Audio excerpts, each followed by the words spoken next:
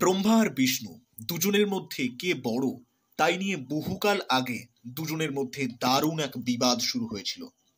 ব্রহ্মা দেবতাদের ঠাকুরদা।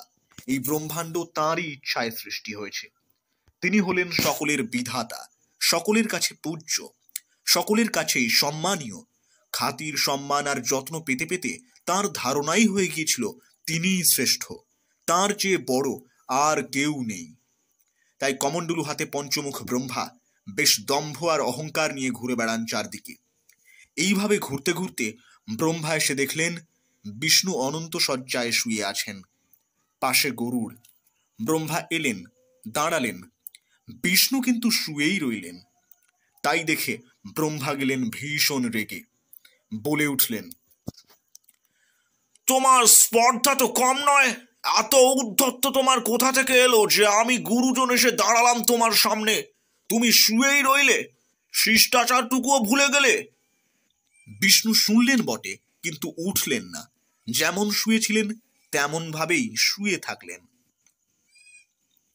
কি ব্যাপার, আমার কথা কানে গেল না? আরো রেগে উঠলেন ব্রহ্মা। আমি জগতের বিধাতা, তোমারও বাবা। এলাম আর তোমার কোনো ভ্রুক্ষেপ নেই। জানো গুরুজনকে অপমান করলে সাজা পেতে হয়।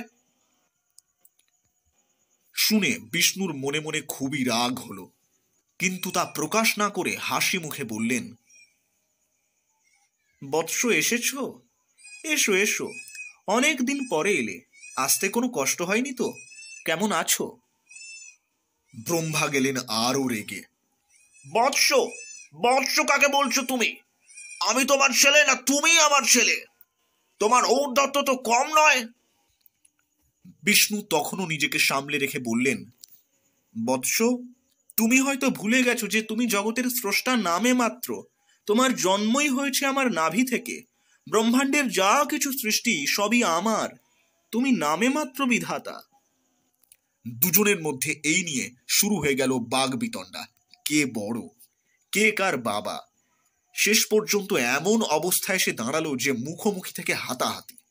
বিষ্ণু উঠে বসলেন গরুড়ের পিঠে, ব্রহ্মাও উঠে বসলেন হাঁসের পিঠে। বিষ্ণু তুলে নিলেন অস্ত্র, ব্রহ্মাও তুলে নিলেন অস্ত্র। বিষ্ণুর সেনা বৈষ্ণবরা আর ব্রহ্মার সেনা ব্রাহ্মণেরা লেগে পড়লেন যুদ্ধে। যেখানে যত দেবতা ছিলেন সবাই ছুটে এলেন দেখতে। একই ব্যাপার, দুজনেই তাদের কাছে সম্মানের, অথচ দুজনেই একই শুরু করে দিলেন। শেষ পর্যন্ত মারামারি উঠল চরমে। দুজনেরই অস্ত্র ছোটে দুজনের দিকে। ভীষণ গর্জন আর আগুনের জ্বালায় কেঁপে ওঠে পৃথিবী। দেবতাদেরও হৃৎকম্প শুরু হয়ে যায়। বিষ্ণু আর ধৈর্য রাখতে না পেরে ছুঁড়লেন মহেশ্বর অস্ত্র। ব্রহ্মাও দারুণ রেগে বিষ্ণুর বুক লক্ষ্য করে ছুঁড়লেন পার্শ্বপথ। অস্ত্র দুটোই ছিল এমন অমোঘ যে প্রতিরোধ করতে না পারলেই সর্বনাশ। দুটো অস্ত্রই গিয়ে শূন্যে মুখোমুখি হলো। হাজারটা সূর্য যেন আকাশে জ্বলে উঠল। তার প্রচন্ড তাপে সৃষ্টি বুঝি ছারখার হয়ে যাবে। সেই সঙ্গে উঠল আবার দারুণ ঝড়। ঝোড়ো বাতাস সেই আগুন যেন হু হু করে ছড়িয়ে দিতে লাগলো চারদিকে। সবাই প্রমাদ গুনতে শুরু করলো। হায়, রাজায় রাজায় যুদ্ধ শুরু করলো, আর উলু খাগড়াদের প্রাণ যেতে বসলো। কেউ কি কোথাও নেই যে রক্ষে করেন? ঠিক এই সময় মাটি ফুঁড়ে বিশাল এক স্তম্ভ উঠে এলো দুজনের সামনে, আগুনের মতো রং। উঠতে উঠতে কোথায় যে উঠে গেল সেটা আর চোখেই পড়ে না। প্রচন্ড যে আগুনের ঝড় বইছিল এতক্ষণ, তাও মুহূর্তে কোথায় মিলিয়ে গেল। যুদ্ধ থামিয়ে দুজনেই অবাক। এ আবার কি, কোথা থেকে এলো? দুজনকে এমন ভাবে টেক্কা দিল কে? দেখতে হয়তো। বিষ্ণু ব্রহ্মাকে বললেন, তুমি ওপর দিকে যাও, দেখো তো কোথায় গিয়ে এর মাথাটা ঠেকেছে। আমি নিচে যাচ্ছি, দেখি কোথা থেকে উঠে এলো। দুজনে আপাতত তাই করতে গেলেন। ব্রহ্মা হাঁসে চেপে ওপরে উঠতে শুরু করলেন, আর বিষ্ণু শূকরের রূপ ধরে মাটি খুঁড়ে নিচে নামতে শুরু করলেন। ধাপের পর ধাপ মাটি কাটতে কাটতে বিষ্ণু যে কত নিচে নেমে এলেন তার আর শেষ নেই। তবুও গোড়ায় আর গিয়ে পৌঁছতে পারে না। অবাক হয়ে ফিরে এসে যেখানে ব্রহ্মার জন্য অপেক্ষায় ছিলেন সেইখানেই আবার অপেক্ষা করতে লাগলেন।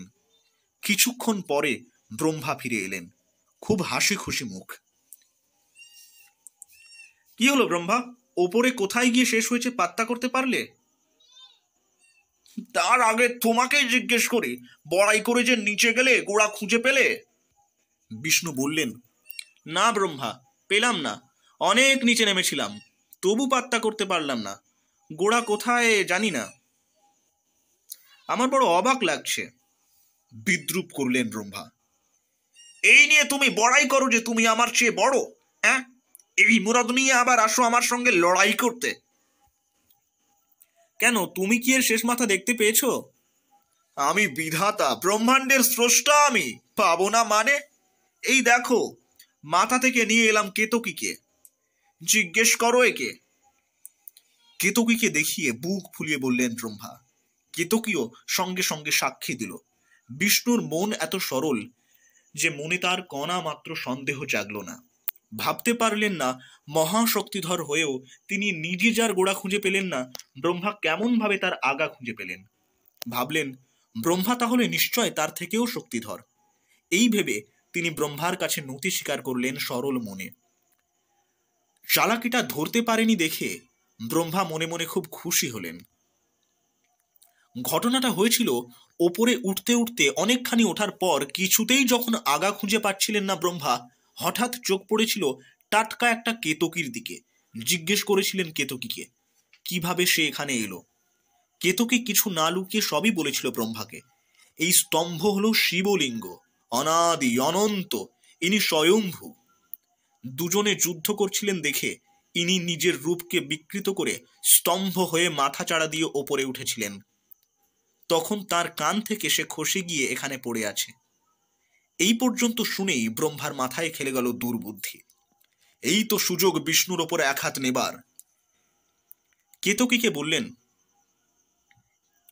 তুমি আমার সঙ্গে চলো, বিষ্ণুকে আমি যা বলবো তুমি কিন্তু তাতে সায় দেবে। ব্রহ্মার আদেশ কেতকী তাই অমান্য করতে পারেনি। কিন্তু সত্য কি আর চাপা থাকে? না অন্যায় চিরকাল বেঁচে থাকে? চালাকি করে ব্রহ্মা যেই বিষ্ণুর পুজো নিতে যাবেন, অমনি সেই স্তম্ভ থেকে তাদের সামনে আবির্ভূত হলেন মহাদেব। বিষ্ণু সঙ্গে সঙ্গে সেই বিরাট পুরুষকে দেখে প্রণাম জানালেন, আর ব্রহ্মা ভয়ে কাঠ হয়ে গেলেন। সর্বনাশ, আর বুঝি রেহাই নেই। মহাদেব বুকে জড়িয়ে ধরলেন বিষ্ণুকে।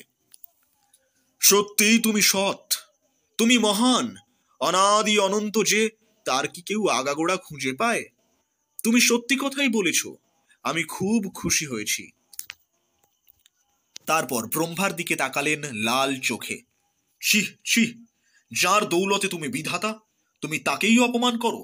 বিধাতা হয়েও আবার মিথ্যে কথা, মিথ্যাচার, তোমার যোগ্য সাজা হওয়া উচিত। এই বলে রুদ্রদেব যে মুখ দিয়ে ব্রহ্মা মিথ্যে কথা বলেছিলেন, সেই মুখটা মুন্ডু সমেত ছিঁড়ে নিলেন। বললেন, আগে আমার প্রশংসায় তুমি পঞ্চমুখ ছিলে, এখন থেকে তুমি চতুর্মুখ হলে। আর আর আজ থেকে তোমার কেউ পুজো করবে না। নিরুপায় ব্রহ্মার সঙ্গে অভিশপ্ত হলো কেতকীও। আমার প্রিয়া তুমি, তুমি হলে কিনা মিথ্যের সঙ্গী। আজ থেকে তুমি আর আমার ছায়াও মারাবে না। থেমে গেল ব্রহ্মা বিষ্ণুর লড়াই, মিটে গেল এক জটিল সমস্যা।